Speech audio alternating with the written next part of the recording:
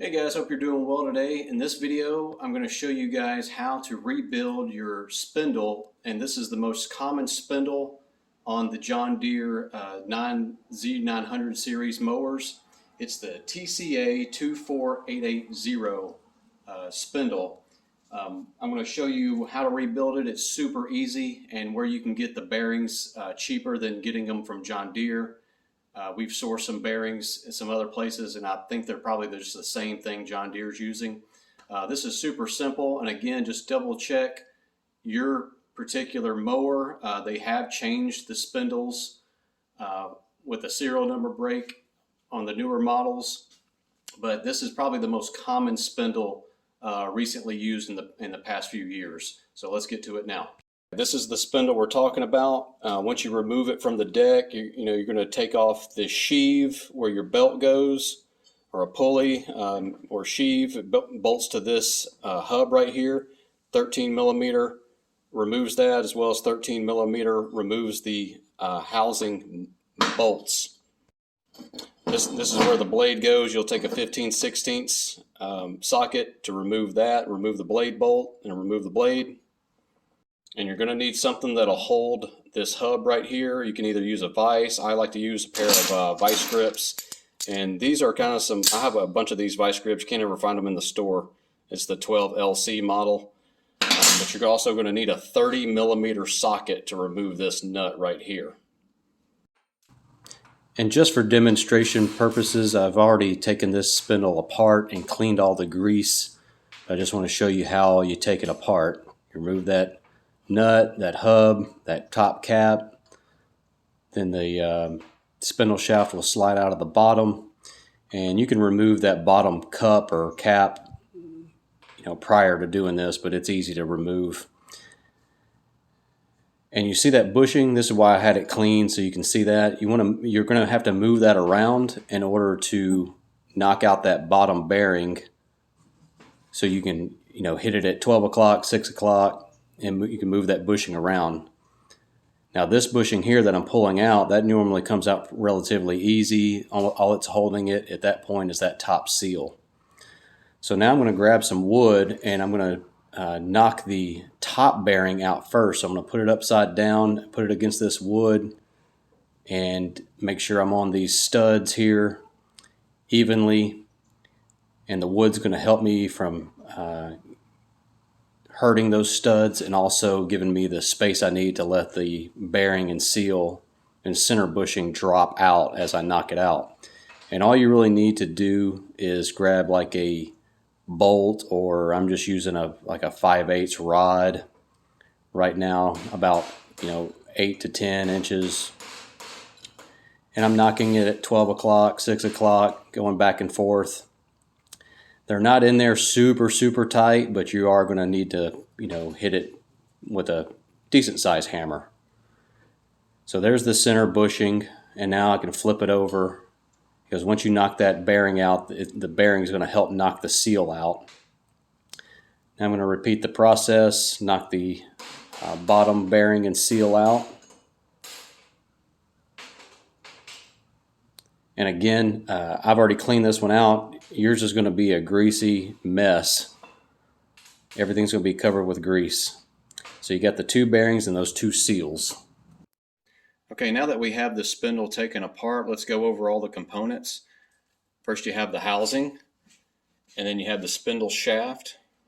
You have the bearings. This is what you're going to need to buy to rebuild it, the bearings and the seals. And you'll notice, first of all, the bearings are the same for this spindle. Like I said, double check, make sure you're getting the correct rebuild kit or spindles and seals for your specific mower.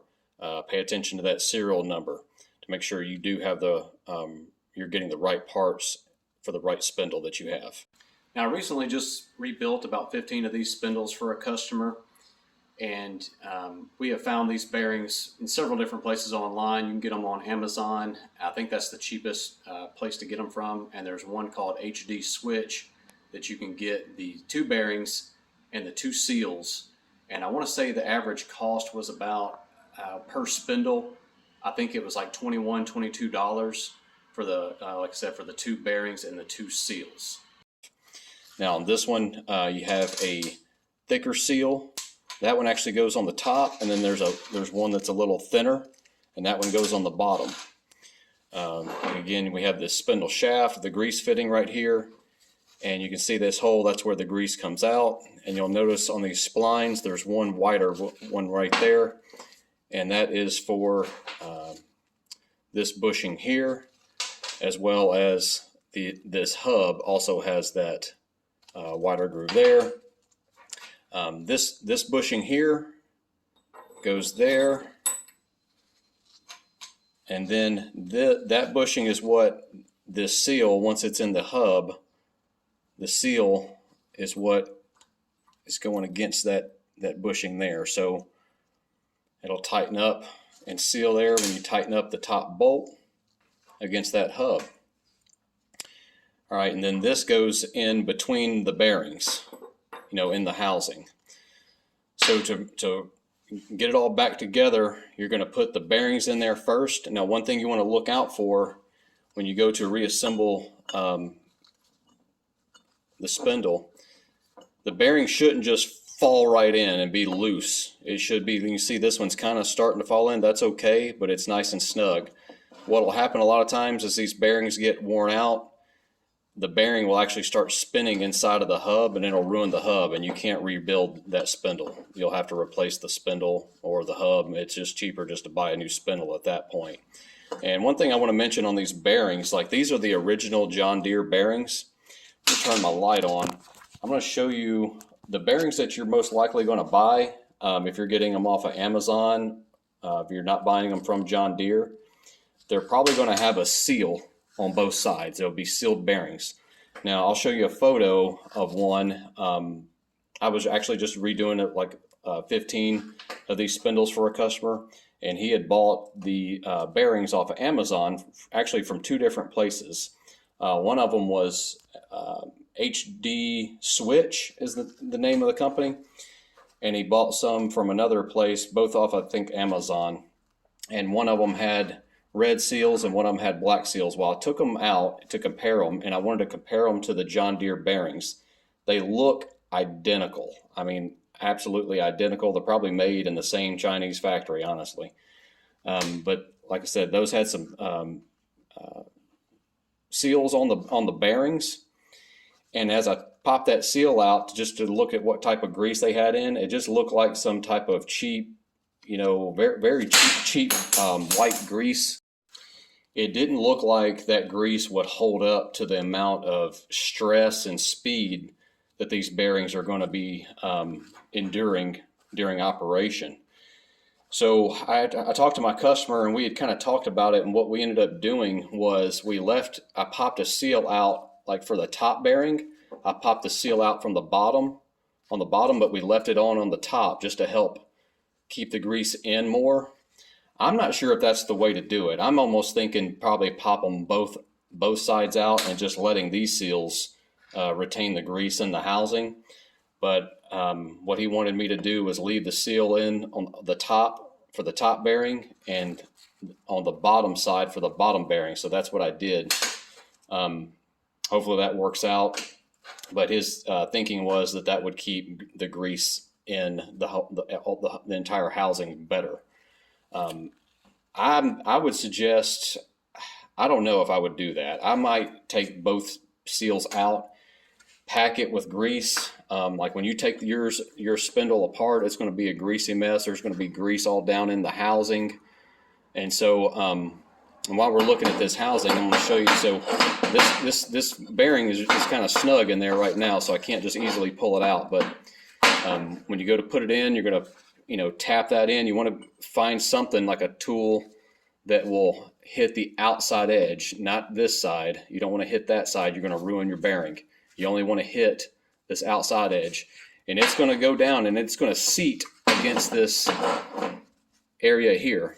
Now, don't be alarmed if you see scratches and things like that on the inside of that hub past where this bearing seat is. Nothing touches that. That's all filled up with grease. And what happens is this bushing here is going to be between the bearings. So you want to put one bearing in, punch that all the way down in, and you can go ahead and put in a seal behind, the thicker one goes on the top, this being the top right here. And then you want to punch in, well, first take your spacer there, that bushing there, then put in the other bearing. Now I would pack these bearings with grease. Like I said, I don't believe those ones if you just leave the seal in both of it. John Deere does do that on some other spindles, like the little residential mowers. I can't remember the number of that spindle, AUC something, but those bearings are sealed on both sides, and they still have a grease fitting on the side of the housing. And people are like, well, what's the point of greasing it? Well, I think you still need to grease those, because as it gets hot, the grease is going to seep in there. I can guarantee you it's going to seep in there, or it's going to help fill up that cavity and keep water and stuff out, keep it from corroding and all that. It's going to last longer, even though those bearings and those spindles have seals on the bearings on both sides. But once you get don't forget to put that in, and then punch in or tap in the second bearing, put the other seal in, and then you'll make sure this bushing here, there's a taper. You see that taper right there? And there's not a taper on this side. I keep dropping stuff. My hands are slippery here. That taper goes down. That taper goes down, and then you'll go up through this would actually go that way, be through the bottom.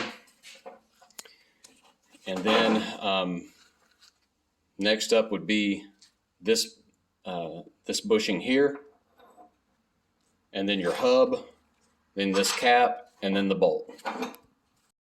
I'm sorry, the nut, not the bolt.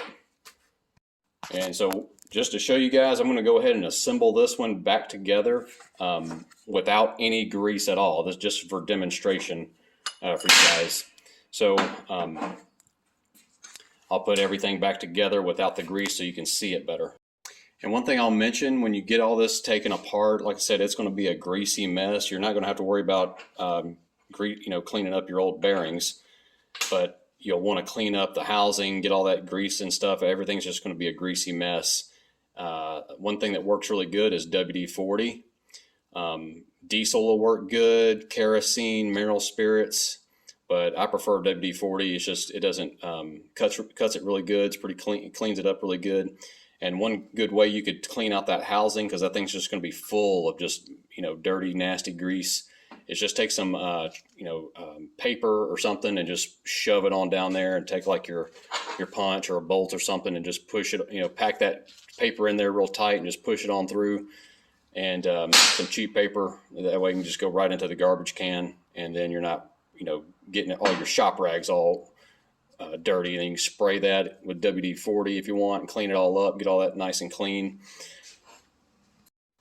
And if your caps and things are super rusty, one thing you could do if you want to clean those up, I know it really won't matter, it's going to get all dirty and everything, but if it's really rusty, you can soak metal parts in white vinegar and just let them soak, and then they'll clean up. That'll clean the rust off of them pretty well.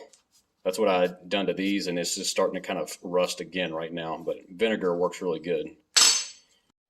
One other thing I wanted to mention really quick, this one came apart really well. Nothing was seized up like this one here. Sometimes this might happen when you go to knock that spindle shaft out. The bearing and seal, it's all the bearings basically seized up on this shaft. So you might have a situation like that, and to knock that bearing out, basically what I had to do was hit this right there. You could take out that little grease fitting if you want, but really all it usually will only take is I would just use like a mallet. I use that rubber end of that mallet, and it came out just fine. The bearings aren't super tight in the housings. So you can just knock it out probably with a rubber mallet if that's the issue going on. All right, so I've placed it on the floor on a block of wood just for so it's not as loud as knocking these in on my metal table. Didn't want to wake up my neighbors. So you want to knock that one bearing in, doesn't matter which side, knock it in with your tool that's going to get on the outside edges of that bearing only, and knock it till it fully seats. And then make sure you do not forget to put that bushing in right there. Now again, this all should be full of grease, of fresh clean grease. So I'm just doing this without the grease for demonstration purposes. Then you knock in your next bearing on the opposite side till it fully seats, and then you'll be ready to put in the seals. And make sure you're putting the seal in the correct way. Again, the thicker seal for this model spindle goes on the top. And be careful, just don't hit it too hard, just finesse it in there. But you should be able to use that same tool to hit the outside edges of the seal. And it'll go down just a little bit down past flush with the housing, as you can see there. Now let's do the other side. The thinner seal goes on the bottom. Make sure you're putting it in the correct way and just finesse it on in. I'm a little crooked there. Make sure you're nice and straight. Then I'm going to move up to the workbench again. Put your bushing on that spindle shaft, and you should be able to just slip that right on through. Now if there's pressure on that center bushing, that's okay. You can force that thing up through there. Now this bushing goes on there. Again, line up those splines, and you can push this down. Sometimes it's easier to just do it with the cap. Take the cap and you can push down to push that seal or that bushing into that seal, and then all you have left is to put the nut on and get you something to hold that hub nice and tight so you impact it down. And notice the bottom, how I sink it in right here. Sinks on in, pulling that bushing into that seal. And that's it, guys. That's a fully rebuilt hub. You should be able to turn. It's not going to be really easy, but you don't want it to be too tight. Put on that bottom cap, and that's it. So that's it, guys. That's how you can rebuild that spindle. Instead of spending $200 and having to buy 3 of them, you can rebuild it for, but $30 or less. Let's just say $30 with grease and everything. So you've saved $170 per spindle, and they're eventually all going to go out. But you need to grease those things on a regular basis. I would say if you're cutting all day, let's say you're cutting, I would say grease it every 8 hours, 8 to 10 hours of usage. And don't just overfill them with grease. Just, you can kind of feel the resistance with your grease gun. But you know, that'll keep them, the life lasting a lot longer. But instead of having to replace them, you can rebuild them, and that'll save you, 170 times 3 is 510. So you just saved $510 by rebuilding them. So I hope you found this video helpful. Hopefully it'll save you some money. If you did find it helpful and save you some money, consider joining my Patreon account, my Patreon page. I'll put a link down in the description. Watch some of my other videos. I'm trying to reach 1,000 subscribers. But until then, I'm not going to get monetized on YouTube. So pretty much just doing these videos for free for you guys. But you can join the Patreon page, and that's one way you can help support these videos and help me make more videos for you guys. All right, I'll see you next time, and stay tuned. I'll have more like this coming soon. Thanks, guys.